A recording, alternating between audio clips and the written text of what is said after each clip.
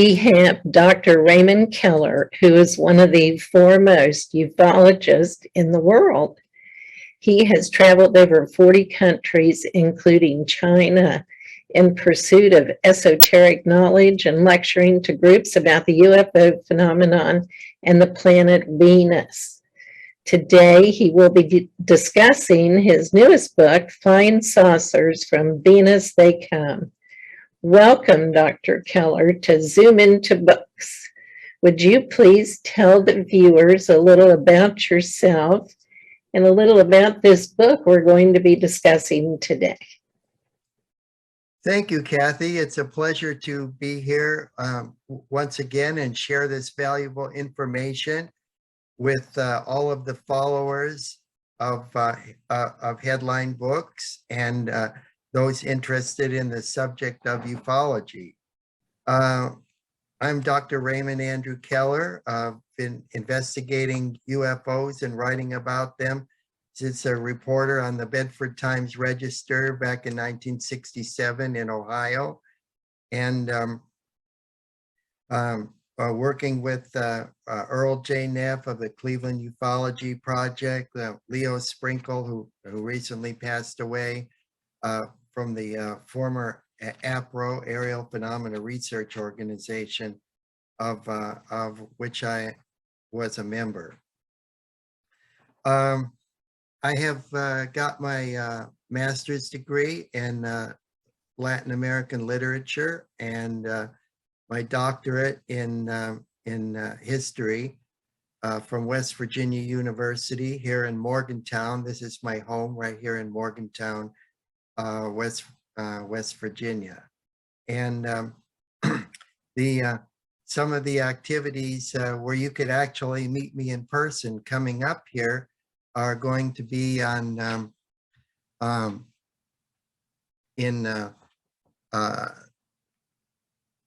it'll be on March the 23rd. It was going to be the huge UFO megacon, but it got canceled because of COVID restrictions. But being a member of the American Legion at the Post 8 there in Las Vegas, it'll be at the American Legion Hall, post number 8 in Las Vegas. And on the night of Wednesday, March 23rd, from 8 to 9:30 p.m., I will be talking about all of my Venus books and answering questions and meeting there with some of the former inner circle members of Dr. Frank Strange's NICUFO group.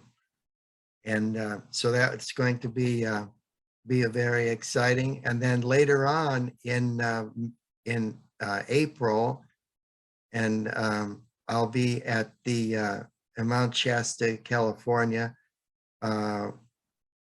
with a group there at the end of the month, the 22nd to the end of the month.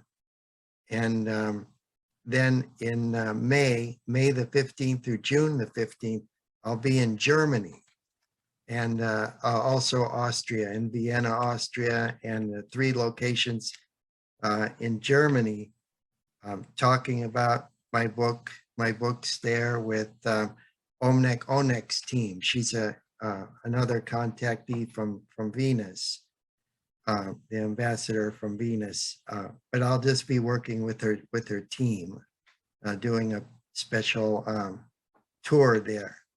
And many thanks go out to Anja Schaefer for directing those activities and for providing a marvelous translation of some of my articles that have appeared in the 2 recent monthly editions of UFO Nachrichten. This is a major full color, like a tabloid type periodical that's published in Germany. So you could check that out as well. But now I'd like to introduce you. Raymond, that's quite a schedule. It's really nice to see you're back on the road. We're all happy to try to get back to normal here this year. And it's fantastic. You're traveling overseas. I know you're excited about that. Oh yes. In the military, I was stationed in Germany for a little over four years before I was redeployed as a Spanish speaker over to Latin America, to Central America, during the when President Reagan was in office. But I love Germany. I love the German people. I have some German ancestry as well. My last name Keller, that's a German name. So I'll be looking forward to that and meeting all of our German friends. And for those that are German speakers, Anya is producing the German translation of Venus Rising, and hopefully it'll be out by then. Oh, that's wonderful.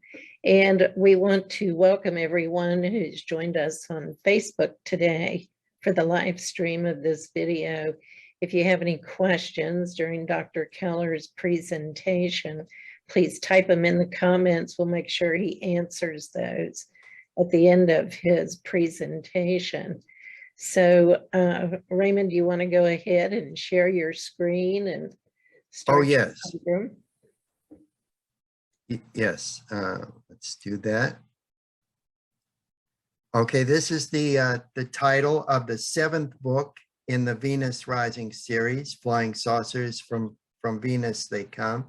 As you know, 2021 was a big year for research in the planet Venus, many great discoveries from the British Astronomical Society, as well as with NASA's Parker probe and so forth, that vindicate many of the things that I have been writing about in all this series of books. And now it's no longer a subject to snicker about, of life on Venus, as more and more of these revelations come to light.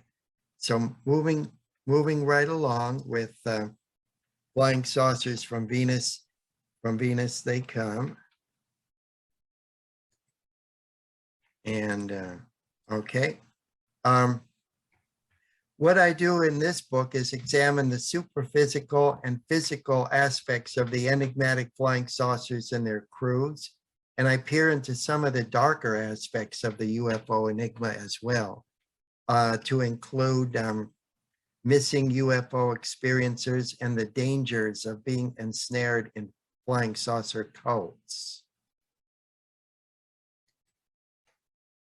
As far as some of the more esoteric knowledge pertaining to Venus, I go back to the times of the Knights Templar, and even to the time of King Solomon, and the significance of the planet Venus and the close conjunctions with the Earth at 5 equidistant points along its orbit.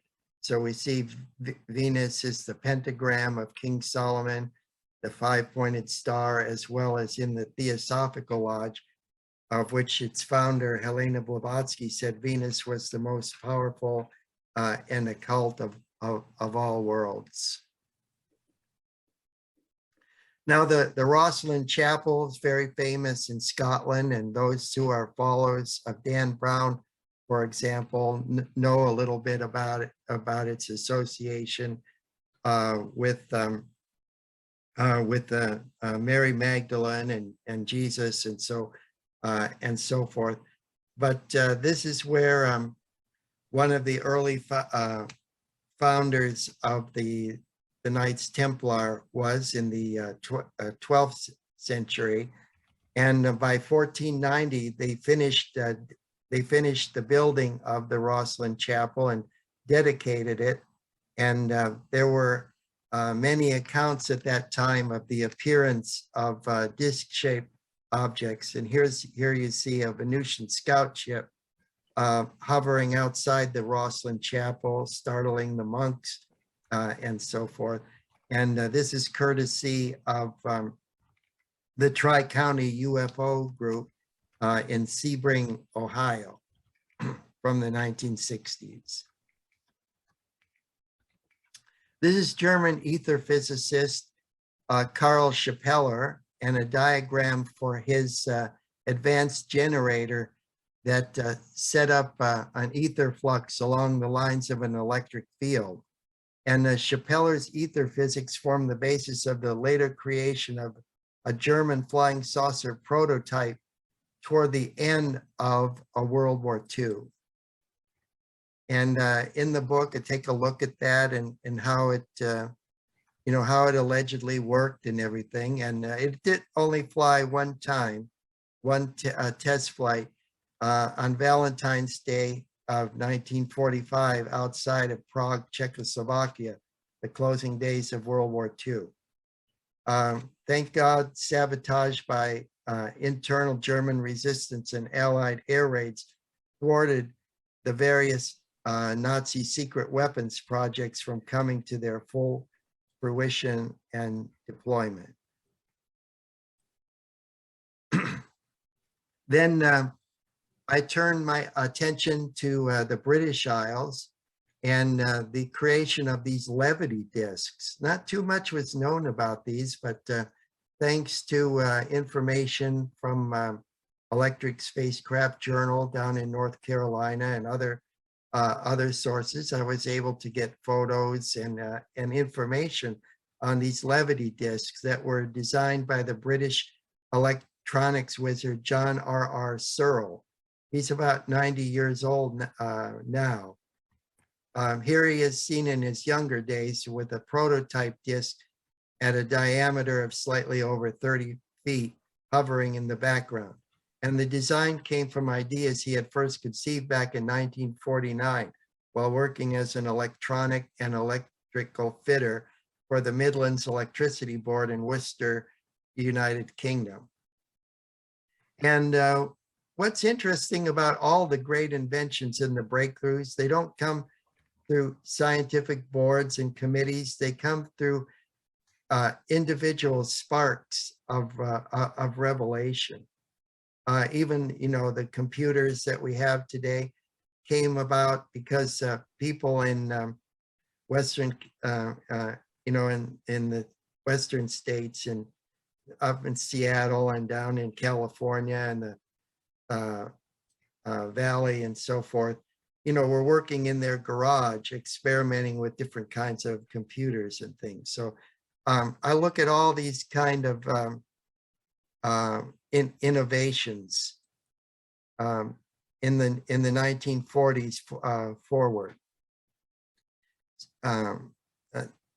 So I explore the electromagnetic effects of John R.R. Searle's operational levity disc and other other electromagnetic leading to anti-gravitational devices and aircraft.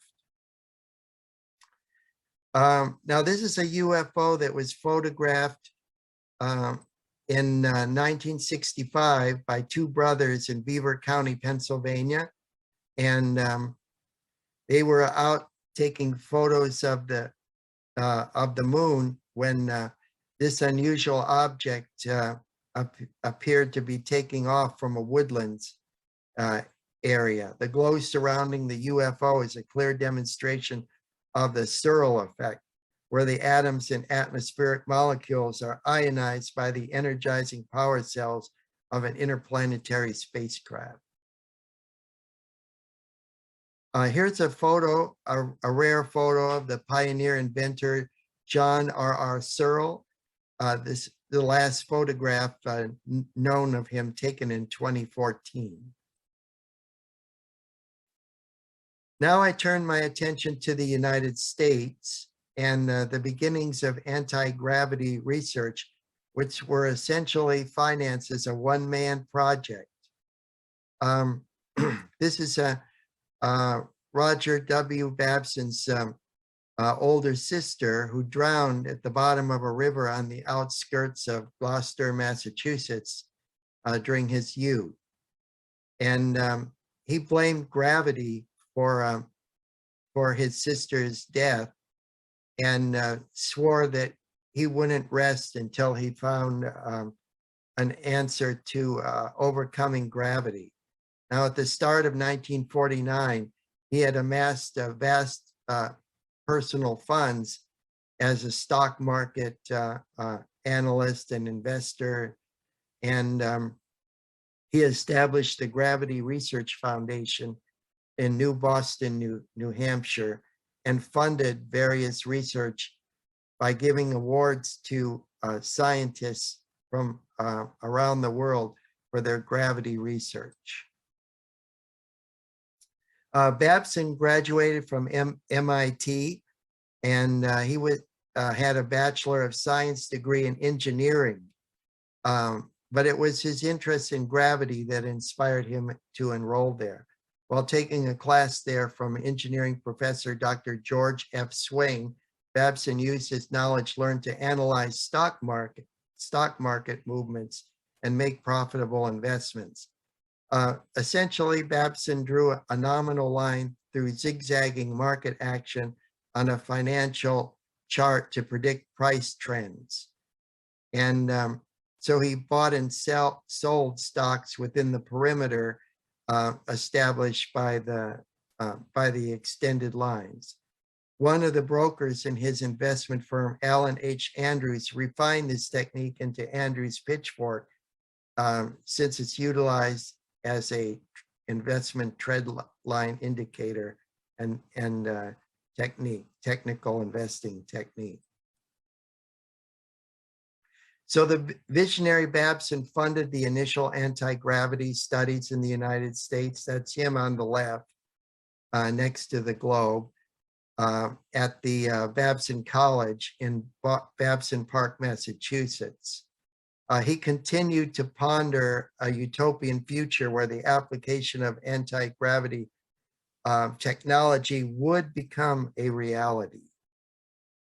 And it's very interesting because before the stock market crashed in 1929, he used his investment technique to predict the collapse of the stock market and the bear market that lasted for a whole decade, and pulled all of his money out, and then repurchased stocks at basement prices, and became that's how he became a multi-millionaire. So this is an interesting period of time that we're looking at here. And 1929, here's a comic strip from the era, Buck Rogers, and it's the Tiger Men of Mars arc that appeared in the comic strip Buck Rogers 2429 by Philip Nolan and Richard Calkins. So this was the kind of science and possibilities that inspired people of that age and formed the basis for early inventiveness. Now we're looking at some of the winners of the Babson Awards, who later became prominent persons in American industry and the scientific research establishment. This is David B. Wittry, PhD, materials science and electrical engineering. His award-winning paper for 1949 was the possibility of discovering an absorber, insulator, or reflector for gravity waves. The following year, Richard Allen Farrell, PhD in physics. His paper was on the possibility of new gravitational effects, much like John R.R. Searle was working on. And 1951 was Myron Jordan Lover, PhD, and his paper was on thermodynamic aspects of gravithermals. So now we're looking at materials. These are those alloys which may be heated or cooled by gravity waves. And at the right, you see a replica of an I-beam composed of an unknown alloy, inscribed in hieroglyphics and recovered from the Roswell, New Mexico UFO crash site on the 7th of July, 1947 by the Army Air Corps. Also, beside the physical aspects, you know, the book also looks at some of the superphysical aspects of UFOs. And this is an interesting gentleman, Trevor James Constable from New Zealand. He appeared at the 1957 Interplanetary Spacecraft Convention at Giant Rock at Landers, California, and was the first to propose the idea that some UFOs were themselves ethereal beings from a quantum dimension, projecting only the image of being physical spaceships. Very interesting kind of theory, one that probably John A. Keel or Jacques Vallée would run with. And for all I know, they probably got their ideas from this gentleman. Here's an ultraviolet camcorder footage of bioenergetic phenomena that are similarly linked to Constable's theory. And this was taken by paranormal researcher and photographer Nick Hayes from the roof of his home on the outskirts of Oxford in the UK on 18th of July, 2016. Hayes speculated that this type of UFO might be some kind of orgone energy manifestation. Orgone energy is energetic force stimulated or generated by the human body itself, probably related to the sexual drive. This is a GRF Financial Award winner of 1952, Gabor Strasser, Master of Science from Budapest, Hungary. He was a researcher at Bell Aircraft and a project leader at Boeing Airplane Company and science advisor later to President Richard M. Nixon. His paper was on gravity and the dimensional constant G. What we notice is that more and more of the pioneer anti-gravity researchers were hired by defense contractors and directed to various black projects developing advanced aircraft that can compete with the speed and maneuverability of UFOs. One of the earlier black projects was that of the Avro disc. This is an artist's conception of the vertical rising disc-shaped aircraft under development in the mid to late 1950s for the US Air Force through a contract with Avro Aviation Limited of Canada. And here's a photo of myself with a newspaper article that I discovered from the Toronto, Canada Telegram newspaper of the 14th of April, 1959, describing the amazing flight characteristics of the Avro disc. The saucer depicted here is in sharp contrast to the one displayed on the next slide that was previously revealed for audiences in the United States. Just pure disinformation. No more than an amusement park ride. Nothing to see here. Move right along. This is a declassified version of the VZ-9 Avro car as unveiled by the US Air Force, and nothing like the perfected version revealed by the Avro Corporation in the following year. So this is something that was long overlooked, and I was so fortunate to find that newspaper clipping to prove that this disinformation has just been something that's been an ongoing concern for all of ufology.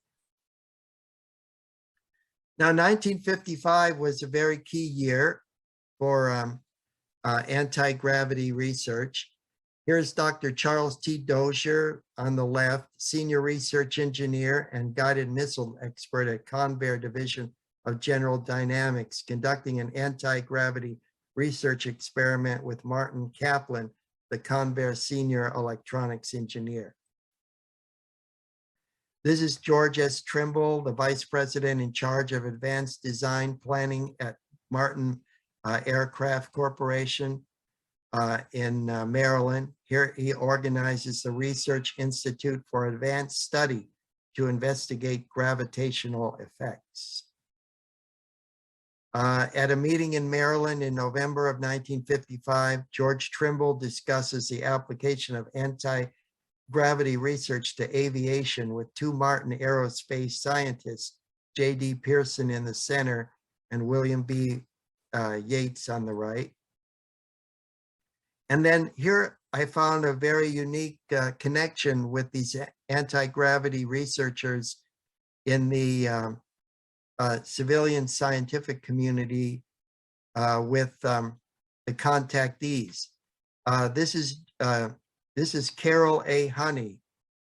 He was an aerospace engineer at Hughes Aircraft, but he was also the editor of the contactee with the Venusians, George Adamski, all of his books and newsletters. And in 1961, at his Pasadena, California home, he revealed that I had been present with Adamski in 1955 when various representatives of the government or military were at his residence asking for information. I still back up his original contact claims and was with him on one of them when the Venusians showed up. Here's Adamski himself on Venusian gravity manipulation. In his book, Flying Saucers Farewell, published in 1961, he explains the principles of progravitic propulsion, the electromagnetic drive system in the scout ships that are deployed from the larger mother ships or carrier ships in orbit around our planet. Now, getting back to 1955, here's Eugene M. Gluharov, president of the Gluharov Helicopter and Airplane Corporation in Manhattan Beach, California's commissioned painting of the flying saucer of the future. He unveiled it at the late 1955 meeting of aviation and electronic company executives. According to Gluharov, the saucer was designed for exploring far beyond the Earth's atmosphere and gravity field. He speculated that such a craft could, quote, fly to Venus and back in 30 minutes, since the speed of light was not even considered a limiting factor in the drive unit. It's interesting that all these scientists talk about sending spacecraft back and forth to Venus. I mean, we have the moon and 8 other planets and all their attended moons that they could talk about, but Venus was the primary planet of interest. 1955, no cosmic speed limit. Dr. Vaclav Hlavati, an associate researcher in physics with Dr. Albert Einstein in Europe, claimed that the speed of light was not a limiting factor for a spaceship equipped with an anti-gravity drive, thus affirming the feasibility of Gluharov's flying saucer of the future. So when this article came out in the Herald Tribune, the European edition, everybody was poo-pooing the idea that anything could go faster than the speed of light. And Hlavati, who worked with Einstein, step up to defend Gluharov's concept. This 1955, William P. Lear, famous founder and president of Learjet Corporation, he speaks of planned anti-gravity ships. And on the 21st of November, 1955, he said, I'm convinced that it will be possible to create artificial electrogravitational fields whose polarity can be controlled to cancel out gravity. All the mass materials and human beings within these fields will themselves become part of them. Very, very interesting because, we have the revelations from Paul Benowitz of Lear and Lear Corporation personnel working out at Area 51 in the 1990s, and back engineering and rebuilding crashed UFOs, and with all kind of advanced technology. So if you want to know where it all started from, you don't have to look any further back than 1955. So this is the beginning of the real secret space program. Here they're talking with test pilots that would fly our own anti-gravity saucers. Here's Lawrence D. Bell, founder and president of Bell Aircraft Corporation in Buffalo, New York, the one holding an ivory ball on the right. And he said it wouldn't be long before humans would operate planes outside the Earth's atmosphere, then outside the gravity field of the Earth. With him are United States Air Force test pilots, Lieutenant Colonel Pete J. Everest on the left, Major Charles Yeager from West Virginia, incidentally, Chuck Yeager. And then, and in the uniform next to President Bell is Major Arthur Murray. Here's Colonel Frank J. Pete Everest. He was at the controls for many of the X-2 rocket planes record-setting test flights. Everett flew over 150 combat missions during World War II and became a test pilot after the war, setting several speed marks and establishing an unofficial altitude record of 73,000 feet in a Bell X-1 rocket plane at a speed of nearly 2,000 miles per hour. Bell was president of Bell Aircraft Company, headquartered in Buffalo, New York, that designed and built the rocket plane. Bell believed that his company could also build an interplanetary spaceship based on the principles of anti-gravitation. So we see that this is the age when I was growing up, and children, children of the baby boomers and so forth. So we were just in time for the dawn of the space age. Here's Captain Quick's large punch-out book, and you see a flying saucer, rocket ship, space suits, ray guns, and a lunar terrain there. So a lot of retro tours of you know, our possible future. I think a lot of people will enjoy just taking a step back in time to these wonderful inspirational days. So here's the power of the future. G. Harry Stein was the former chief of Navy operations at White Sands Proving Grounds in New Mexico. He believed that rockets would one day be replaced by electromagnetically powered anti-gravitational interplanetary spaceships, which would be much more practical economically than the glorified but expensive Roman candles that we call rockets. So here's an illustration of the Bell aircraft proposed a G engine propelled interplanetary spaceship. Illustration from Michael Gladich article in November 1956 issue of American Modeler, and then a more detailed article about anti-gravity research and ships appeared in the Mechanics Illustrated 1 year later, when Gladich interviewed former Nazi scientists Dr. Stullinger and Dr. Werner von Braun, both members of America's Operation Paperclip contingent. They were brought over from Germany at the end of World War II to help us close a missile gap with the Soviets. Here they're seen in this picture together discussing revolutionary modes of spacecraft propulsion. Here's the Interplanetary G-Ship as it appeared in the July 1957 issue of Mechanics Illustrated, based on plans at the drawing boards of the Department of Defense for its very manufacture. It could fly at the speed of light, making a round trip to Venus in about 30 minutes.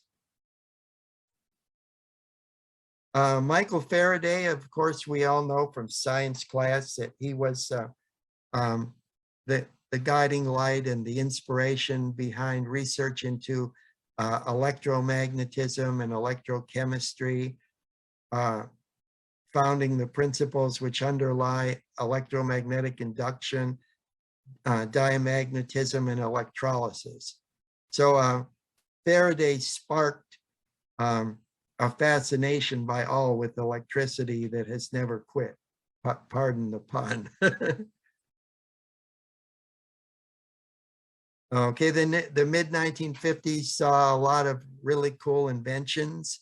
October 1954, engineer Jack Fletcher demonstrates a revolutionary lamp in his West Covina, California, 21st century home. I remember when not too long after Disneyland opened, I went there with my parents and my aunt who lived in Los Angeles, and we went out there and saw the home of tomorrow, and a lot of these kind of gadgets were in there with visiphones and all kinds of neat things. Some of them have materialized, but still we have a long way to go. Well, even the home was shaped like a flying saucer in the world of tomorrow in Disneyland. So here's a floating pan. It actually floated off the ground, and you could cook on it, fry eggs and so forth. This is Mrs. Joan Fletcher demonstrating her cooking skills. And here's the family car, and where they're going, just like in Back to the Future, they don't need any roads because it floats. There's with their two children. They have twins and an elder daughter in the middle. Then we go out to Redondo Beach in California, and the John C. Roberts Company built a huge tower there where they were experimenting with beaming energy right through the earth and through the air. This is only something that's becoming commonplace in our time, although we haven't, perfected a kind of neutrino technology where we could beam energy actually through the earth. But they envisioned powering farm tillage implements, tractors, mills, boats, etc., and flying saucers, all operated by remote control. And all of these things becoming part of our future. They also, this is 1954, 3 years before Sputnik and satellites, but they also envisioned communication devices instantaneously to communicate on the other side of the world. This was quite an interesting age to live in. The science fiction movies all depicted flying saucers, our own version of flying saucers, like on the right in Forbidden Planet, 1956, and on the left, 1955's This Island Earth. Both of these saucers incorporated many of the extant theories then existing about anti-gravitation. What's interesting too about that movie, 1956 and Forbidden Planet, was that a woman who claimed to be a Venusian, or that people suspected was a Venusian, was a seamstress that worked with Helen Rose in the production of the costumes for Forbidden Planet, with Anne Francis and so forth, wearing all those kind of sexy spacewear. And well, what I found out is that a lot of Hispanic women in Southern California did the costuming work for a lot of those movies, Monster in the Black Lagoon and so forth, but they never got the credit. But they did all the work behind the scenes. So there's our little doffing of the hat to diversity. Okay, so did you ever wonder who robbed you of your Jetson-like utopian future?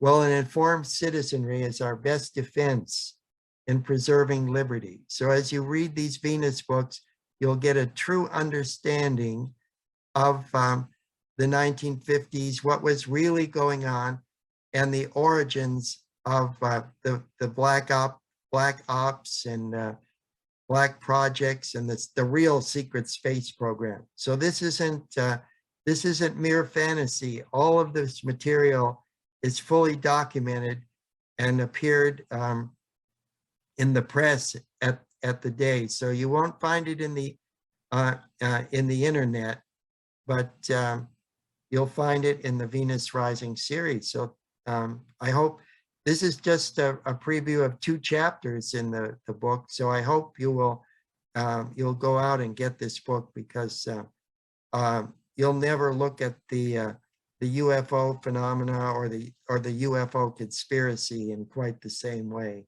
again. Thank you, Ray. You are a wealth of information, and the most remarkable thing about your books is you've got the research behind it. I know this has been a lifelong project for you, and we have talked about it before, but for those who might be joining us for the first time, have you ever had a UFO experience? Oh, yes, definitely. My very first one that is what inspired me to embark on these endeavors. Back in 1967, what appeared to be a kind of scout craft was hovering about 1,000 feet above a railroad trestle in Walton Hills, Ohio, that I saw when returning from a camp out. And it inspired me to join the Cleveland Ufology Project and start to write about UFOs. The director of the organization, Earl J. Neff, he was a sketch artist for Elliot Ness, one of the Untouchables. He was the director of the group and gave me $30 to start the Flying Saucer Report. And then I also began a series of articles in the Bedford Times Register, my local newspaper. Well, I wanted to show the readers of headline books and viewers of this an interesting sneak preview of a series that I'm working on.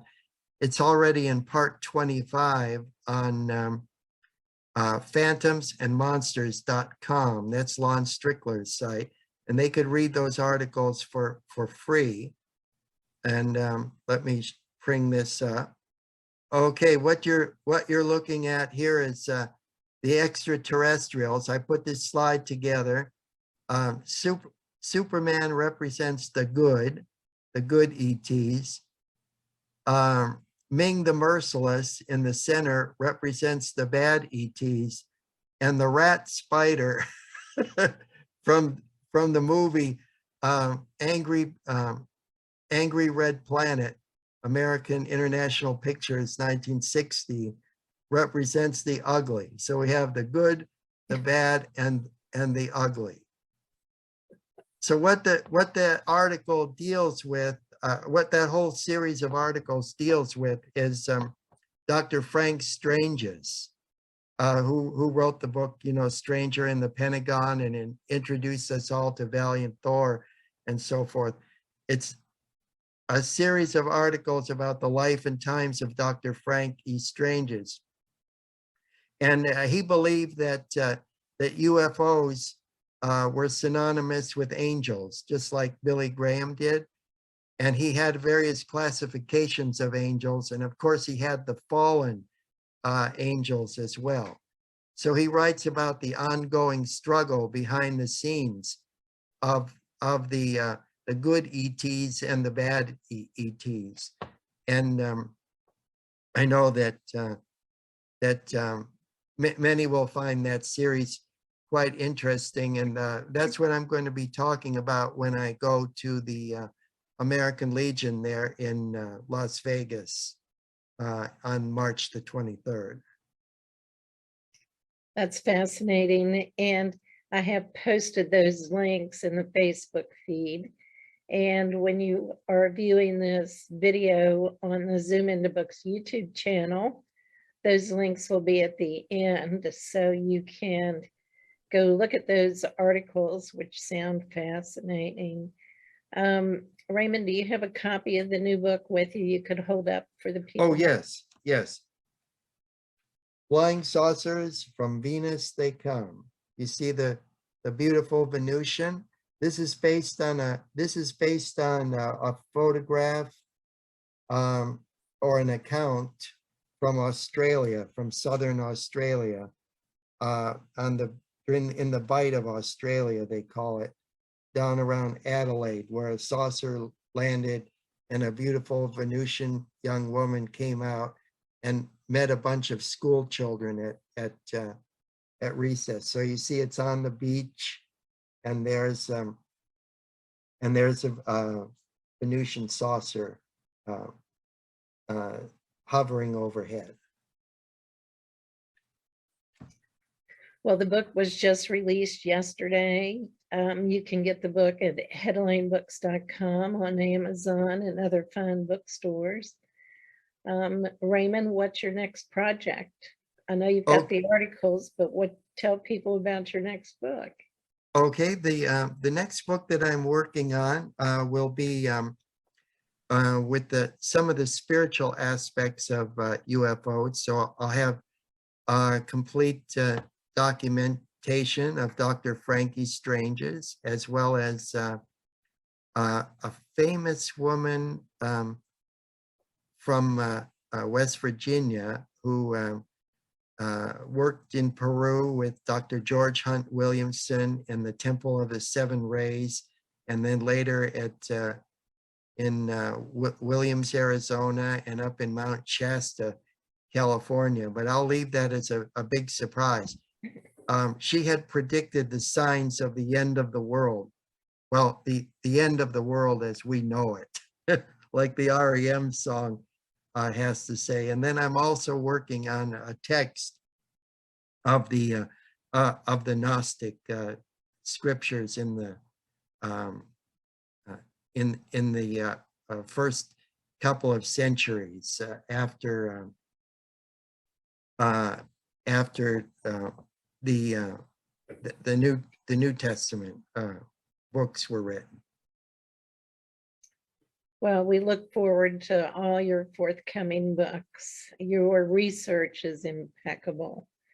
And if you would like to see Dr. Keller in person, how can people get in touch with you if they'd like to contact you to speak?